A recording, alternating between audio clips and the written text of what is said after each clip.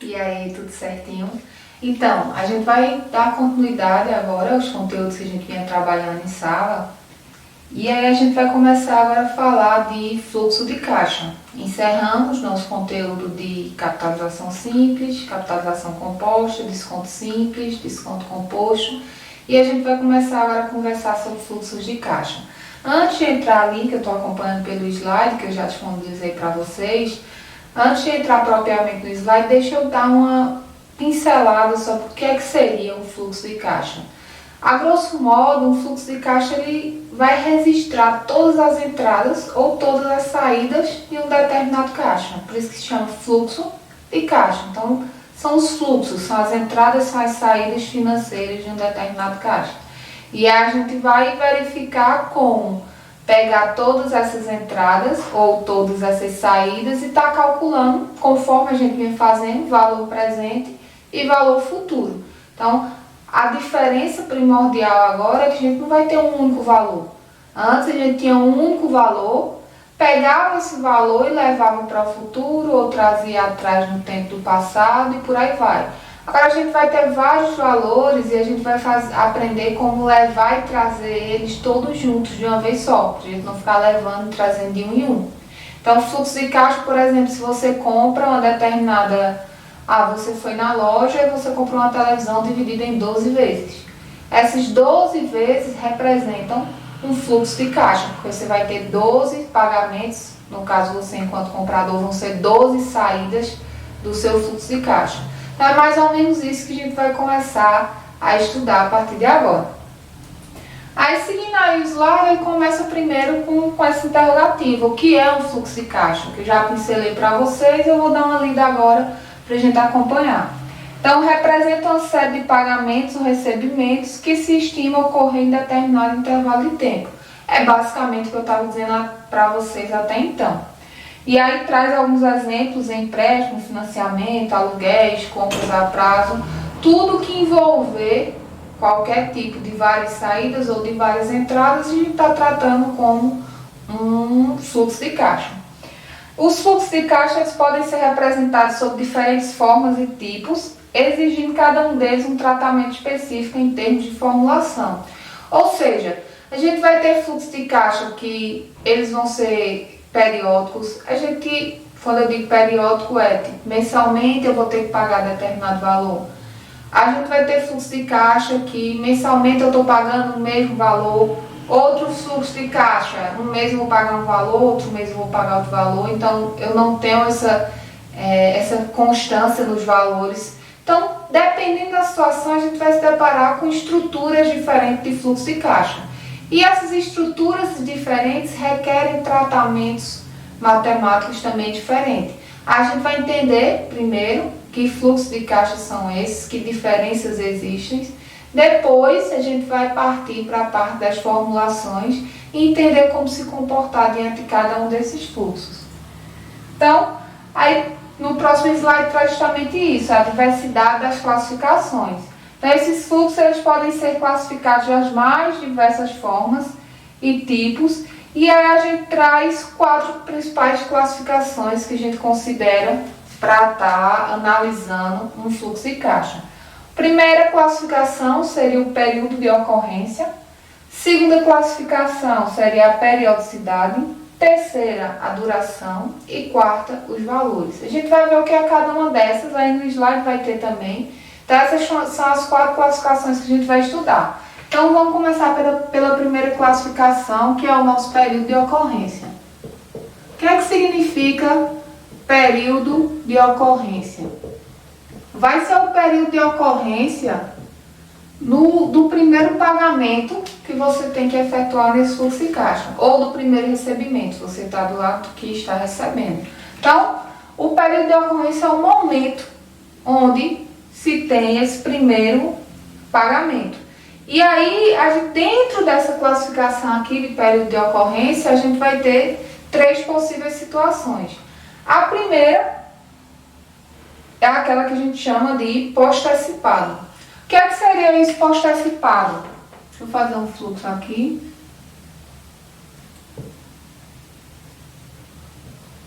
Postecipado vai ser o seguinte: essa lógica pós-antecipado é o que convencionalmente acontece. Por exemplo, se você comprar um item hoje para pagar ele parcelado, o primeiro pagamento que você faz com ele é daqui a um mês. Então, o pós-antecipado vão ser aqueles tipos de fluxo onde o primeiro pagamento ele ocorre ao término do primeiro período, seja esse primeiro período um mês, um trimestre, um semestre, o que for. Mas ele ocorre, o primeiro pagamento do fluxo, ao término do primeiro período, que é o que convencionalmente se acontece. Então, quando isso aqui acontecer, a gente diz que está tratando com o fluxo do tipo pós-antecipado. Por outro lado, ainda dentro dessa mesma classificação, a gente tem as situações de fluxos antecipados e fluxos diferidos. O que é que seria isso? Nos fluxos antecipados, vão ser aqueles fluxos onde a gente faz o pagamento antes do término do primeiro período. Então, por exemplo, você comprou um determinado item e, além de dividir ele em 4 prestações, você deu uma entrada.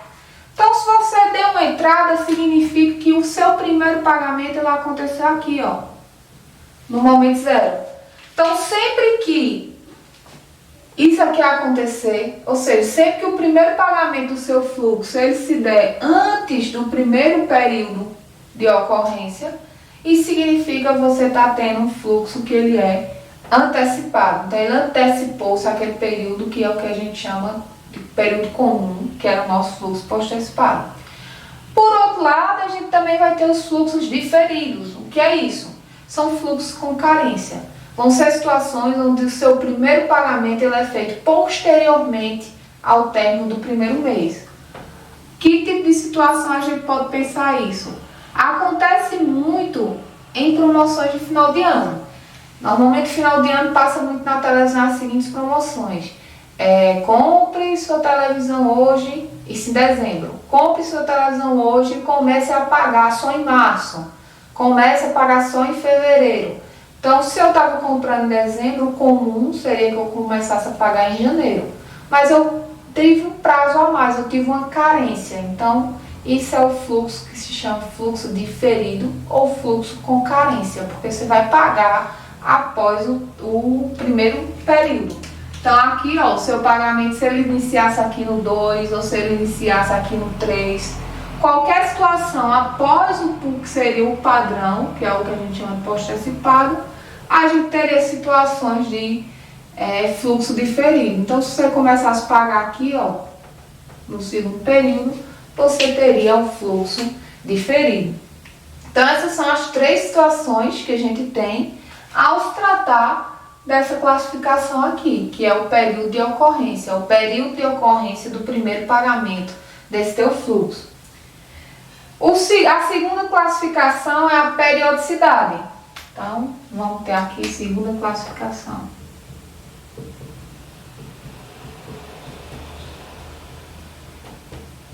O que é que essa periodicidade quer dizer para a gente? Dentro dessa classificação, a gente tem 2 possibilidades. Ele pode ser periódico ou não periódico. Periodicidade é aquilo que eu mencionei agora há pouco com vocês. Se ele for periódico, significa que aquele pagamento ou aquele recebimento ele vai ter um período constante no qual você vai estar recebendo. Então, você vai se receber todo mês, ou você vai pagar todo mês, você vai pagar mensalmente X valor, você vai pagar trimestralmente X valor. Então, existe uma periodicidade nesses pagamentos. Por outro lado, os não periódicos vão ser aqueles fluxos que você paga uma parcela mês que vem, depois com 3 meses você paga outra, com 2 meses você paga outra. Então, não existe um periódico, uma periodicidade nesse percurso. Então, essa é a nossa segunda classificação aqui dos fluxos. A terceira classificação é a duração.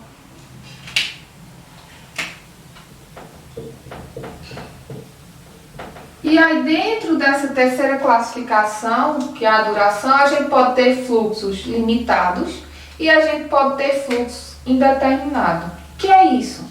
Nos fluxos limitados, é o exemplo da grande maioria dos fluxos que a gente lida, é quando a gente sabe o início e o fim desse fluxo. Se você comprou uma televisão dividida em 12 vezes, você sabe que ao término de 12 meses, você vai ter que quitar dessa televisão e seu fluxo vai se encerrar. Por outro lado, o que seria um fluxo indeterminado? É um fluxo que você não sabe quando o fim dele vai acontecer. Então, a representação de um fluxo indeterminado, a gente não sabe quando é o fim. Ele tem início, mas eu não sei quando é o fim. Você deve estar se perguntando, professor, existe esse tipo de dívida que eu não sei quando eu vou terminar de pagar essa dívida, ou que eu não sei quando eu vou terminar de receber essa dívida? Existe. Parem para pensar a situação de aluguéis. Você está numa casa, está pagando um aluguel, você não sabe até quando você vai ficar nessa casa, você não sabe se você vai se mudar, se você vai morrer.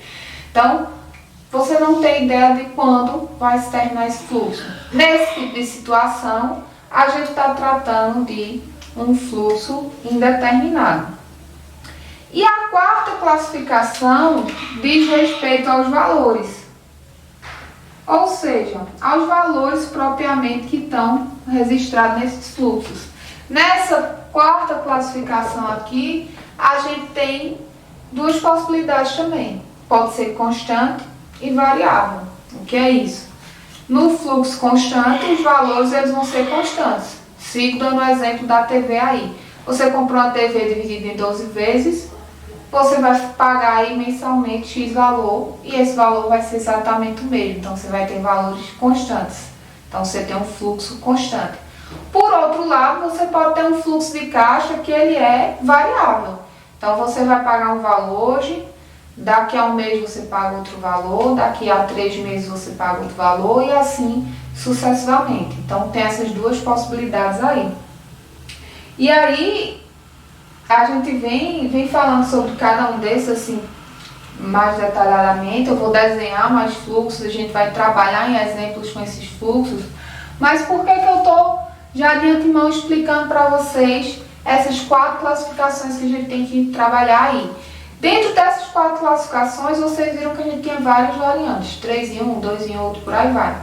Juntando um conjunto dessas 4 classificações, pegando uma delas específica, que eu vou dizer a vocês qual é, a gente monta o que está sendo chamado aí de modelo padrão de fluxo de caixa, que é o modelo mais convencional, que é o modelo em cima do qual foram criadas as primeiras formulações, e a partir delas, posteriormente, a gente vai fazendo pequenos ajustes, a gente vai fazendo pequenas manipulações. E o que seria esse modelo padrão de fluxo de caixa? No modelo padrão de fluxo de caixa, aqui no período de ocorrência, que ele pode ser pós-antecipado, antecipado ou diferido, a classificação que corresponde ao modelo padrão de fluxo de caixa é ele ser pós-antecipado.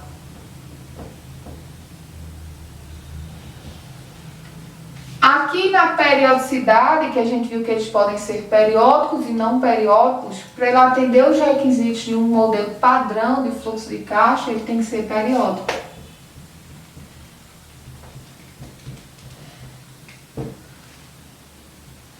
Aqui,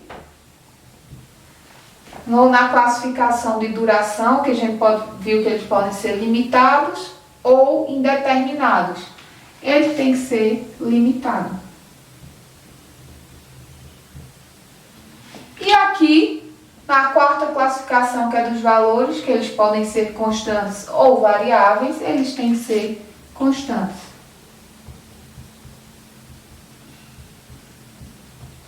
Então, atendendo simultaneamente a essas 4 classificações aqui, a gente tem a composição do que é chamado de modelo padrão de fluxo de caixa. Necessariamente tem que ser esses 4 componentes juntos, simultaneamente. Não serve atender um e não atender o outro. Então, necessariamente a gente tem que atender a esses 4 pré-requisitos aí para a gente ter um modelo padrão de fluxo de caixa. E aí, tem aqui um slide definindo o que é que seria pós-antecipado, o que é que seria periódico, o que é que seria limitado e o que é que seria constante. Vou dar uma lida só para enfatizar o que eu já falei para vocês. Então, ele ser pós-antecipado são os fluxos de pagamento ou recebimento, eles começam a ocorrer ao final do primeiro intervalo de tempo, foi o que eu mencionei para vocês. Então, foi o primeiro, terminei o primeiro período de tempo, eu tenho que efetuar o primeiro pagamento. Seja esse período ao mês, ao bimestre, ao trimestre, ao ano, o que for. Periódico. Os intervalos entre os termos de fluxo são idênticos entre si. Então, os intervalos temporais entre um pagamento e outro tem que ser exatamente igual. Então, todo mês, todo bimestre, todo trimestre e assim sucessivamente. O prazo total do fluxo de caixa, estou aqui limitada agora. O prazo total do fluxo de caixa é conhecido, sendo finito o número de termos. Então, eu sei quando esse fluxo de caixa termina e, por fim, ele tem que ser também constante. Os valores dos termos que compõem esse fluxo de caixa, eles são iguais entre si. Atendendo esses 4 pré-requisitos, a gente tem o que compõe nosso fluxo de caixa padrão. E aí, aqui no slide, tem um desenhozinho do que seria um fluxo de caixa padrão e eu vou reproduzir ele aqui para vocês. Ó. Não está exatamente igual dali, mas basicamente a lógica é essa. Aqui a gente teria um início.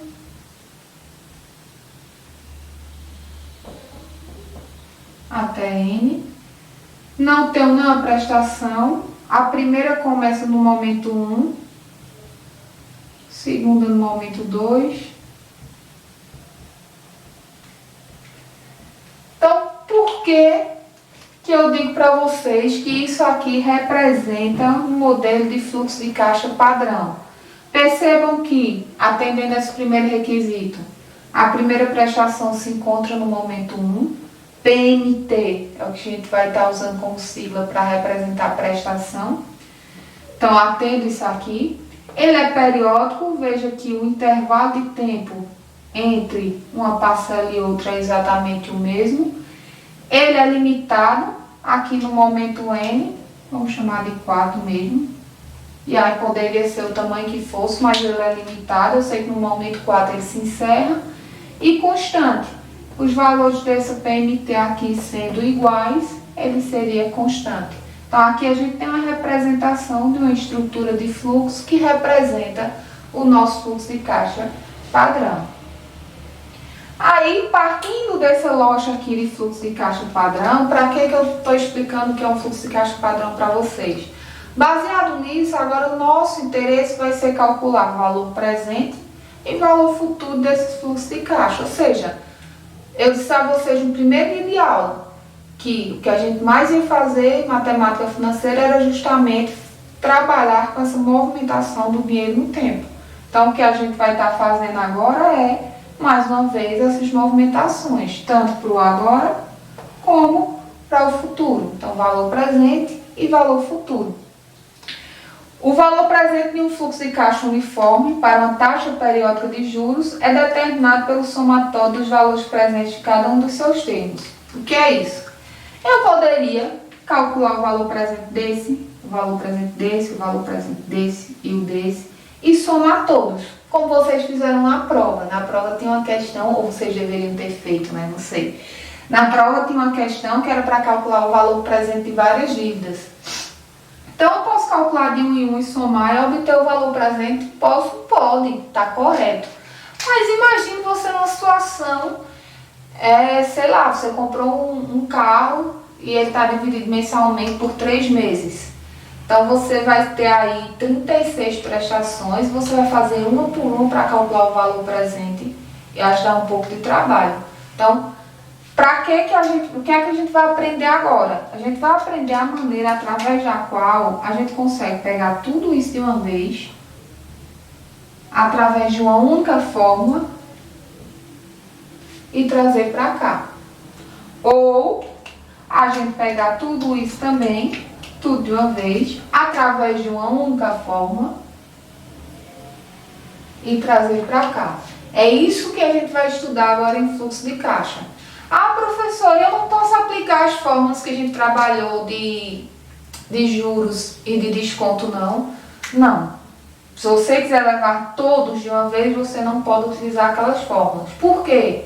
Porque aqui eu não tenho um único valor. Eu tenho vários valores que eu estou transportando eles juntos. Quando a gente faz uso daquelas fórmulas de juros e desconto que a gente aprendeu, elas são úteis para movimentar um único valor no decorrer do tempo. Então você pode usar elas, pode, pegando de um em um e trazendo e somando depois. Mas para trazer todos de uma vez, aquelas fórmulas elas não são válidas, porque elas foram criadas unicamente para a situação de transportar um único valor no decorrer do tempo. Então, para a gente transportar tudo de uma vez, a gente vai aprender as novas formulações a partir de agora. E aí, aqui no slide tem todo um passo a passo da lógica de onde essas formulações elas foram criadas, que elas partem da lógica de fazer o somatório de cada um deles.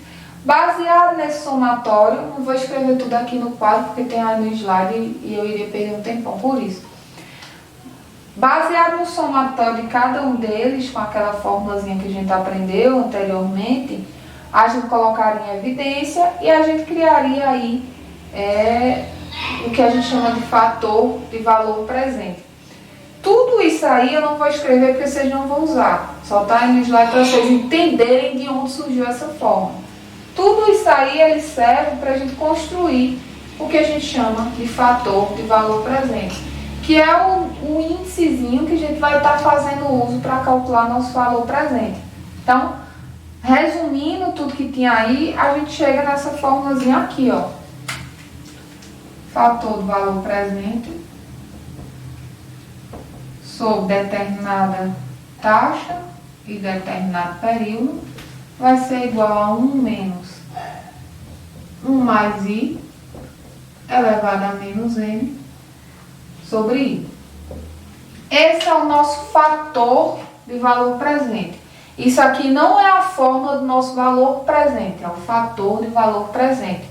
Para encontrar o nosso valor presente, que é o que a gente tem interesse, um valor presente, ele vai ser igual a esse fator de valor presente, ou a minha prestação, vezes o fator de valor presente.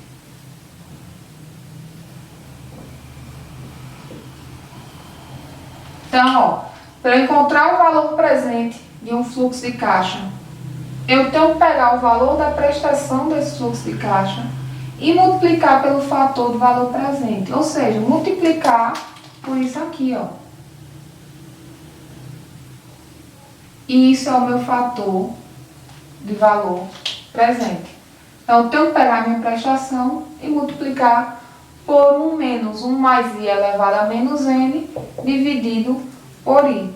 E aí é baseado nisso aqui que a gente vai começar agora a trabalhar o uso dessas formulazinhas. Então, ó, transcrevendo isso aqui para cá, já fazendo essa substituição, vai ficar o seguinte: valor presente é igual a prestação vezes fator do valor presente. Quem é meu fator do valor presente? Não é isso aqui? Então, vezes 1 menos 1 mais I elevado a menos N sobre I. Então, vai ser baseado nessa fórmula aqui que a gente vai fazer o cálculo do nosso valor presente.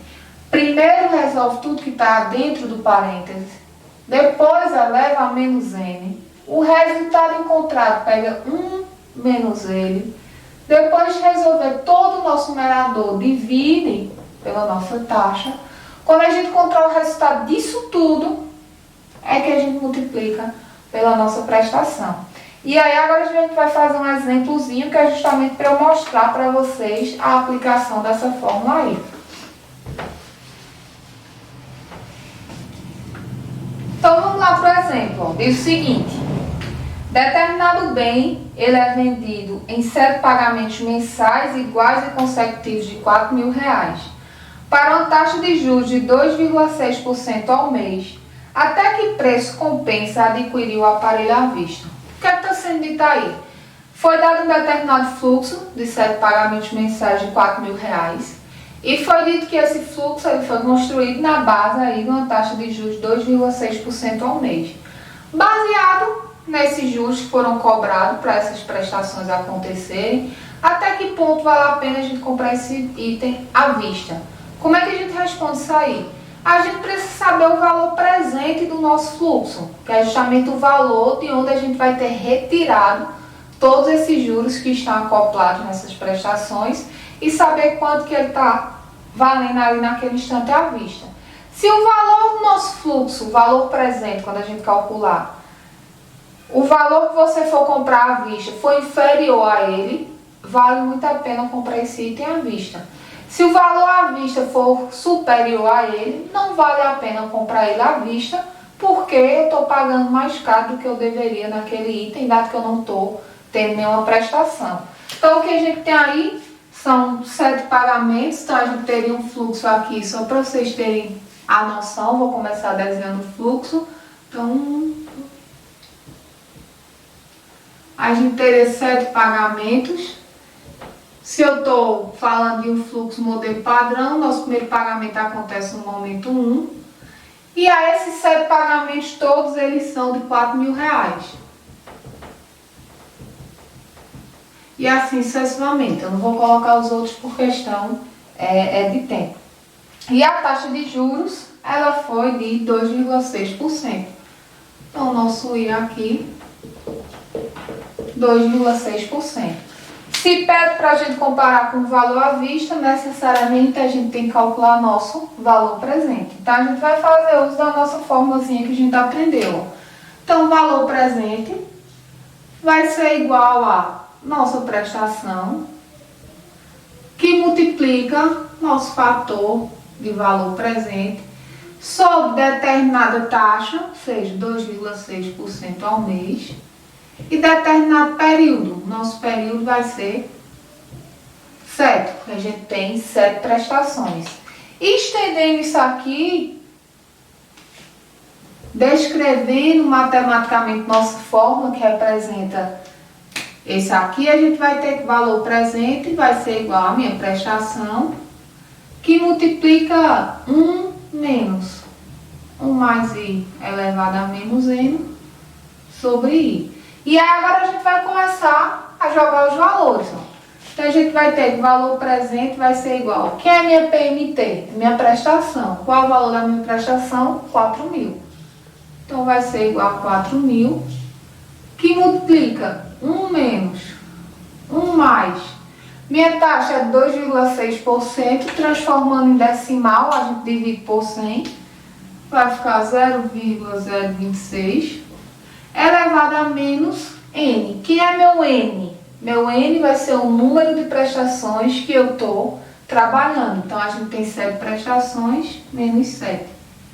Dividido por I, 0,026. Jogamos aí todos os nossos valores. Agora a gente parte para a resolução. Então, o valor presente vai ser igual a 4.000 vezes 1 menos. O que é que a gente vai ter aí, ó? 1 mais 0,026 dá 1,026. Então, a gente vai ter 1,026 elevado a menos 7. Não esqueçam de colocar o sinalzinho, não. Se vocês colocarem elevado a 7, dá diferente, dá errado. Elevado a menos 7. E aí, isso vai dar 0,8355 sobre 0,026. O valor presente vai ser igual. Seguimos repetindo os 4.000 vezes 1 menos esse valor. Se vocês colocarem esse valor menos 1, vai dar negativo. Então, é 1 menos esse valor. Então, a gente vai ter 1 menos 0,8355. Vai dar 0,1645. Dividido por 0,026. Agora, a gente pode dividir. Agora lá. Valor presente igual a 4.000 vezes. Agora a gente vai ter 0,1645 dividido por 0,026. E aí isso vai dar 6,3269. Já trabalhando com 4 casas. Multiplicando esses dois valores aí, a gente vai ter o resultado do nosso valor presente do nosso fluxo, que vai dar 25.307,60. Esse valor que está aqui está diferente do valor que vocês vão estar visualizando no slide, porque no slide toda essa conta aqui ela foi lançada de uma vez, não sofreu arredondamento nenhum. Aqui esse número está arredondado, depois que eu dividi, esse número também está arredondado, e aí tudo isso vai interferir, né? Por isso no slide está o valor um pouquinho diferente do que vocês estão vendo aqui na videoaula, mas não se preocupe. Voltando para o que interessa. O que é que isso aqui representa? Isso significa que esse fluxo aqui de 7 pagamentos de R$4.000, aqui no momento zero, ou seja, o meu valor presente, ele vale R$25.307,60. Se você for comprar esse item à vista, até esse valor vale a pena você comprar ele à vista. Abaixo desse valor, melhor ainda, porque você vai estar pagando um valor inferior àquele que ele está valendo. Acima desse valor, não se compensa tanto comprar ele à vista, porque você vai estar pagando mais caro do que realmente ele vale. Que esse valor é depois que a gente subtraiu todos os juros que estavam agregados aqui nesse parcelamento. Então, é assim que a gente faz o uso da fórmula. Fiz todo o passo a passo para vocês entenderem como que faz o desenvolvimento dessa fórmula.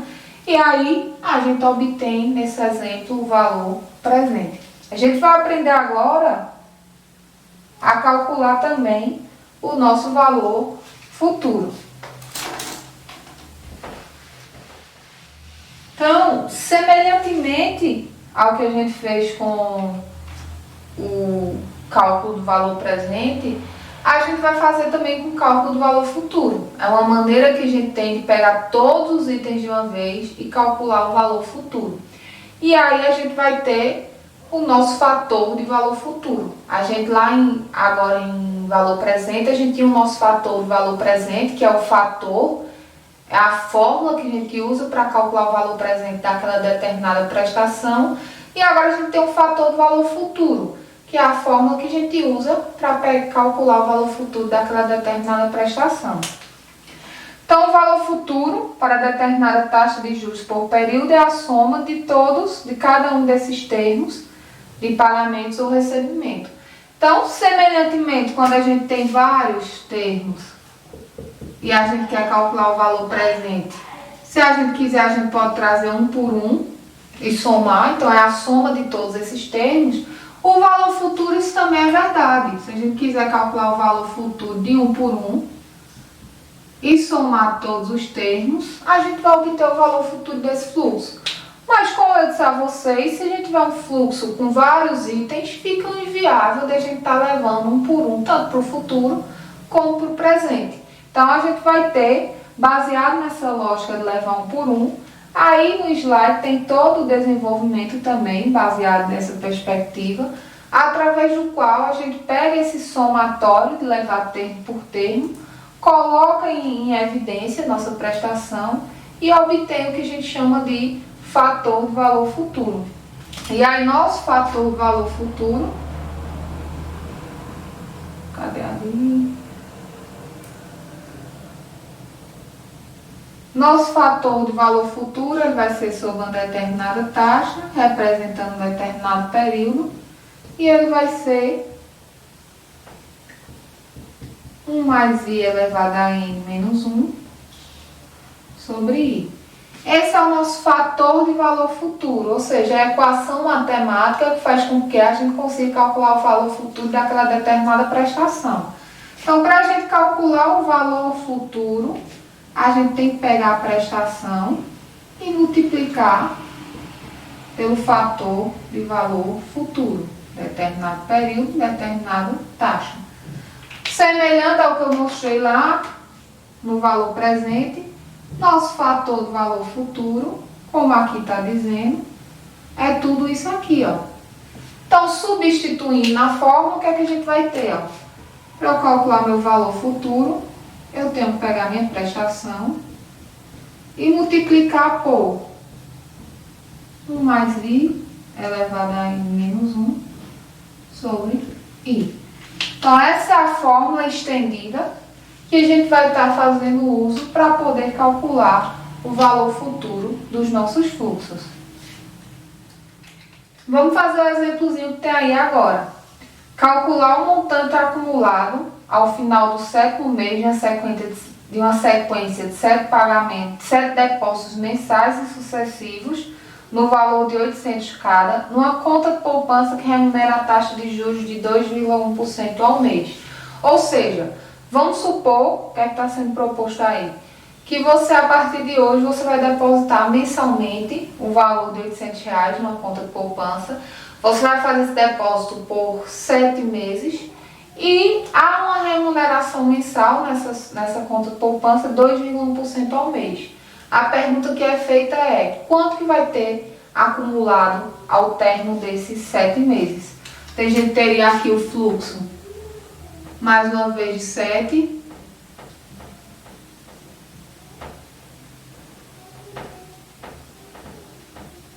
Onde você vai fazer o depósito a partir do próximo mês. E aí você quer saber, ao término desse 7º mês aqui, quanto você vai ter acumulado nessa sua poupança, dado que você está trabalhando com a taxa de juros de 2,1% ao mês. Como é que a gente calcula isso? Calculando nosso valor futuro de um fluxo de caixa. Então, a gente vai ter, valor futuro vai ser igual a minha prestação vezes o fator de valor futuro sobre uma taxa de 2,1% ao mês e o período de 7 meses. Meu valor futuro vai ser minha PMT, que multiplica. Aí agora, no lugar do nosso fator de valor futuro, a gente vai colocar que fator é esse, que expressão é essa matemática. Então, vezes 1 mais I elevado a N menos 1 sobre I. Agora a gente vai começar a jogar os nossos valores. Então, a gente vai ter que o valor futuro vai ser igual. Quem era a nossa prestação? R$800. Então, 800 vezes 1 mais o I, é a nossa taxa de 2,1%, então vai ficar 0,021, elevado a N, número de prestações, menos 1 sobre 0,021. E aí a gente vai resolver agora passo a passo. Primeiro resolve o pendente, eleva, subtrai, por aí vai. Então, o valor futuro vai ser igual a 800 vezes. Aí a gente vai ter agora 1,021 elevado a 7. Vai dar 1,1566 menos 1 dividido por 0,021. Valor futuro vai ser igual a 800 vezes 1,1561 menos 1, vai sobrar 0,1566 sobre 0,021. Então, a gente vai ter que o valor futuro vai ser igual a 800 vezes, faz essa divisãozinha aí,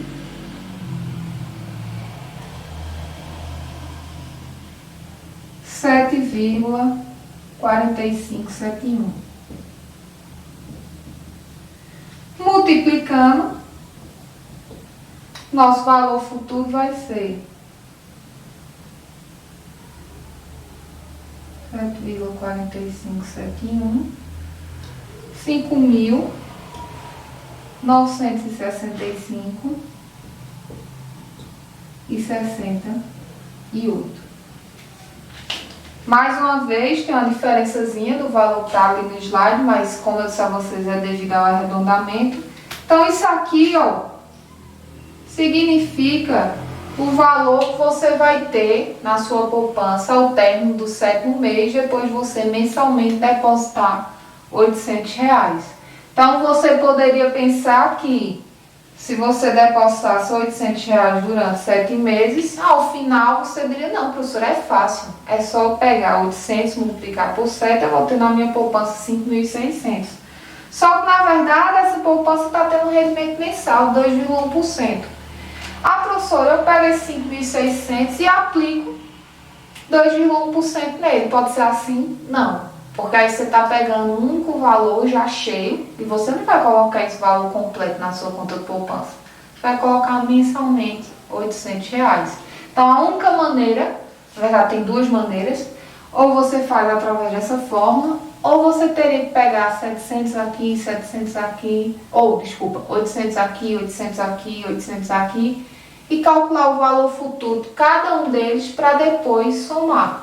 Então, a maneira mais prática é fazer uso dessa nossa formulazinha aqui de valor futuro, de fluxo de caixa, e a gente sabe agora que, ao término de 7 meses, a gente vai ter aí um total de R$ 5.965,68 na nossa conta de poupança. Aí agora a gente vai começar a falar de equivalência financeira e fluxo de caixa. A gente já conversou várias vezes sobre equivalência financeira. O que é que seria equivalência? A gente viu que a equivalência entre dois valores, por exemplo, era se você tivesse um valor lá no futuro, calculasse o correspondente dele aqui no valor presente, então se diria que esses dois valores eles eram equivalentes. Tanto faria você receber, por exemplo, R$ 1.000 hoje, como 1.500 daqui a 3 meses, dada determinada taxa de juros. Então, se diria que esses dois valores eles são valores equivalentes. Então, da mesma maneira que a gente compara essa equivalência entre determinados valores, que é a nossa equivalência financeira, a gente tem como trabalhar também a equivalência em fluxo de caixa. O que seria isso? Eu vou ver se um fluxo de caixa é equivalente a outro fluxo de caixa. Ou seja, quando eu calculo os valores presentes desses fluxos de caixa, esses valores presentes eles são iguais. Se isso acontecer, significa que esses fluxos de caixa eles são equivalentes. Ou, por exemplo, vamos supor que você tenha um determinado pagamento para fazer e ele está para você pagar mensalmente. Está para você pagar nos próximos 10 meses mensalmente. Só que aí você se depara com uma determinada situação financeira pessoal sua, você está com dificuldades, você sabe que você não vai conseguir quitar aquilo ali. E aí você entra em contato com a pessoa e você diz, vamos renegociar, vamos, em vez de eu te pagar mensalmente, deixa eu te pagar trimestralmente, porque eu vou ter mais condições de te pagar daqui a 3 meses, sei lá, quando passar toda essa pandemia aí. Então, como é que a gente pega esse fluxo mensal e converte num fluxo trimestral com a mesma equivalência financeira? É para isso que serve essa equivalência que a gente vai estudar agora. Então, eu vou pegar, calcular meu valor presente, saber quanto de fato, se eu fosse quitar essa dívida hoje, eu pagaria. Depois eu redistribuo ela para quitar em parcelas trimestrais. Então, dá para a gente fazer uso, a gente vai fazer exemplos com isso. Mas é só para vocês terem noção aí já um pouquinho do que é que seria essa equivalência financeira. Aí vamos ver o que está dizendo aqui no slide, que eu só dei uma pincelada geral agora. Dois fluxos de caixa, que seria capital, são equivalentes quando produzem dentro dos valores presentes no mesmo momento, convencionando determinada taxa de juros. Então é basicamente o que eu disse para vocês. Os dois fluxos eles vão ser equivalentes quando se calcula o valor presente de cada um deles, considerando a determinada taxa de juros, eles promovem exatamente o mesmo valor presente. Por exemplo, os 4 capitais que estão ilustrados aí no slide, que vocês têm como acompanhar no slide, eles são equivalentes para uma taxa de juros de 5% ao mês. Então, vou trazer esse fluxo para cá. Aí no slide tem o seguinte, aumento 0, 2, 5, 9 e 18, tudo isso em meses. E aqui tem 190, 220, 267.414. Pronto. É esse fluxo de caixa que tem aí no slide. Aí está sendo dito o seguinte: esses valores, esses capitais, eu não estou comparando fluxo com outro fluxo ainda. Estou só retomando o conceito de equivalência.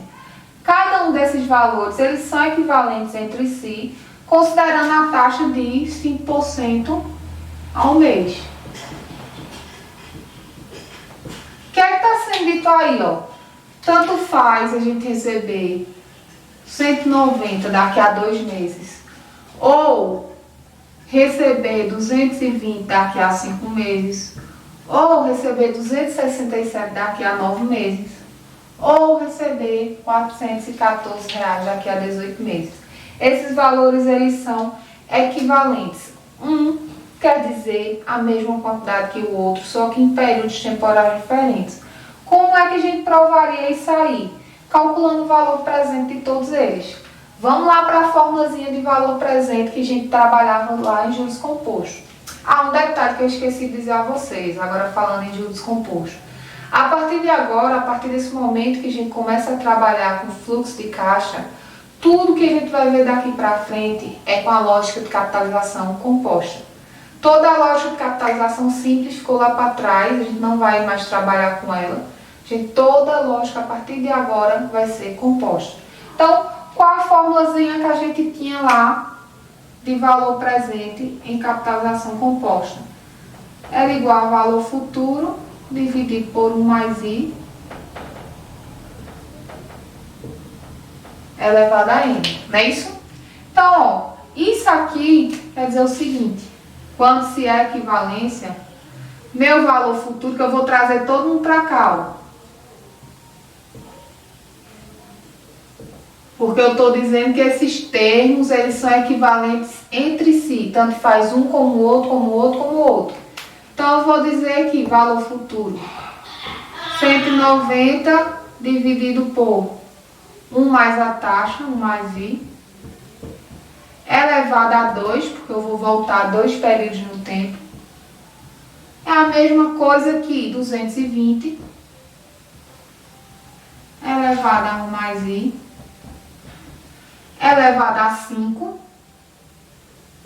porque eu vou trazer 5 períodos, que é a mesma coisa que 267 sobre 1 mais I, elevado a 9, que é a mesma coisa que 414 dividido por 1 mais 0,05 elevado a 18.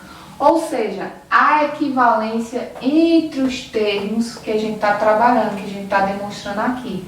E isso a gente estudou já, só estou recapitulando. Por que eu estou recapitulando? Para a gente estudar a equivalência entre fluxos de caixa, que é justamente o que tem aí no próximo slide, que a gente tem uma tabela com os valores aí de fluxo de caixa, onde a gente tem o plano 1, plano 2, plano 3 e plano 4. No plano 1, todos eles aí estão demonstrando aí de 1 a 10. No plano 1, a gente tem pagamentos mensais, ou seja, mês a mês é para 42.713,25. No plano 2, a gente tem pagamentos aí trimestrais. Se você reparar, no primeiro pagamento registra no 3º mês, o segundo pagamento no 6º mês e o terceiro pagamento no 9º mês. Então, a gente tem um plano trimestral. No plano 3, não existe periodicidade, porque tem um pagamento no 2º mês, outro no 3º mês, depois vai lá para o 7º mês, então não existe periodicidade. Então, nesse plano 3, não tem como a gente aplicar o que a gente aprendeu até agora, porque ele não se encaixa no modelo padrão de fluxo de caixa. Lá na frente é que a gente vai trabalhar com ele. E o plano 4, ele começa os pagamentos a partir do 5º mês. Eles são periódicos depois desse 5º mês, que mês a mês segue tendo esse pagamento. Porém, o primeiro pagamento só inicia no 5º mês, não inicia no 1º mês. Então, também não se enquadra no modelo padrão de fluxo de caixa, porque o modelo padrão ele tem que ser pós-antecipado, ou seja, o primeiro pagamento tem que ser no 1º período. E aí, se o primeiro pagamento está sendo no quinto período, isso é um tipo de fluxo de caixa diferido, ou seja, com carência. A gente também não aprendeu a como trabalhar com ele ainda, então lá para frente é que a gente vai estudar. Então, o que é que a gente tem aí? A gente tem dois planos que se enquadram nisso que a gente estudou, que é o plano 1 e o plano 2. Os dois se enquadram no modelo padrão de fluxo de caixa e foi dito aí que a gente tem uma taxa de 7% ao mês. Baseado nisso que está aí, eu vou propor já a atividade para vocês. Eu quero que vocês me provem que o plano 1, ele tem uma equivalência financeira ao plano 2. Como é que vocês vão provar isso? Calculando o valor presente do plano 1 e o valor presente do plano 2. E aí, com essa tarefinha, com essa atividade da equivalência entre fluxo de caixa, a gente encerra a nossa aula de hoje. Nossa próxima aula, a gente vai começar a trabalhar com os fluxos de caixa sem ser modelo padrão, que são aqueles que vão sofrer variações. Mas, por enquanto, a gente encerra por aqui, beleza?